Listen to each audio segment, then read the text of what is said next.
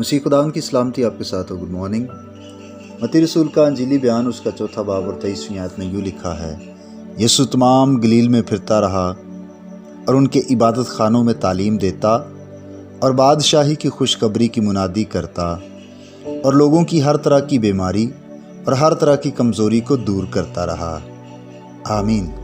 मसीह खुदावंद कैसा मेहनती मनाद है। वो तमाम गलील में फिरता रहा।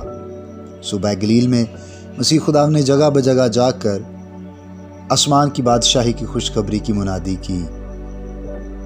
यहाँ पर से हमें खुदावंद यीशु मसीह की खिदमत के 3 बड़े हिस्से नज़र आते हैं। तालीम देना यानी टीचिंग्स, मुनादी करना यानी प्रीचिंग, और फिर शिफा का काम भी इसमें शामिल है। खुदावंद यीशु मसीह ने यहूदियों के इबादत खाने, जिसे सिनेगॉग कहा जाता था, वहाँ पर वो जाते और तालीम देते थे।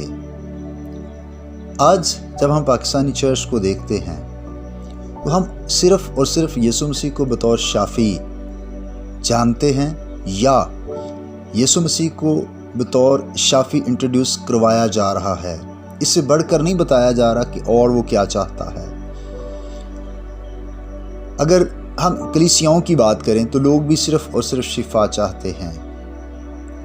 वो सिर्फ यही उनके लिए काफ़ी है कि यीशु शाफ़ी है और वो हमें शिफा देगा। याद रखिए, इससे बढ़कर यीशु मसीह निजात दहिंदा है, जो हमें हर तरह के गुनाह और बदी से निजात दे सकता है। मसीह खुदावंद ने ना सिर्फ लोगों को शिफा दी ताकि वो सेहतमंद ज़िंदगी गुजारें, बल्कि उनके दरमियान मुनादी भी की ताकि लोग अपने गुनाहों से तौबा करें और आसमान की बादशाही में दाखिल हों। और जब वो तौबा कर चुके, आसमानी शहरी बन जाएं, तो ज़रूर है कि इस ज़मीन पर कैसे ज़िंदगी बसर करनी है उनको तालीम भी दी जाए। सो खुदावंद यीशु मसीह की खिदमत के ये तीनों पहलू अपने सामने रखते हुए हमें भी मुनादी को सुनना है और फिर तालीम भी पानी है। हम अपने बच्चों को किस कदर मेहनत के साथ कोशिश करते हैं कि वो दुनियावी तालीम हासिल करें। बहुत अच्छा है, करना भी चाहिए, ये वक्त की ज़रूरत भी है, लेकिन क्या हम अपने आप को और अपने बच्चों को मसीही तालीम हासिल करने के लिए तैयार कर रहे हैं? भाई और बहनों, ज़रूर इस पर सोचिए। खुदा आपको बरकत दे। आइए हम दुआ करें। ऐ मेहरबान खुदा, हम तेरा शुक्रिया अदा करते हैं कि तेरा बेटा ना सिर्फ शाफ़ी है बल्कि वो निजात दहिंदा भी है, वो एक अच्छा उस्ताद भी है। हम तेरी शुक्रगुजारी करते हैं। हमें उसकी तालीमात पर चलने का भारी फजल अता कर। आज के दिन में तेरी बरकतें अपने तमाम भाई और बहनों के लिए चाहता हूँ जिस पैगाम को सुन रहे हैं या बाद में इसको सुनेंगे। खुदा, तो अपने लोगों के साथ होना, अपनी बरकत से खूब माला माल कर।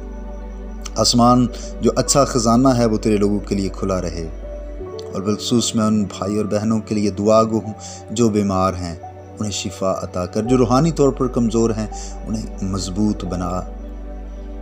आजमाइशों पर गालिब आने का फजल अता कर और बख्श दे कि इस बेदीन मुआशरे में अपने अच्छे मसीही किरदार के ज़रिया से लोगों को मसीह के पास लाने वाले बन सकें।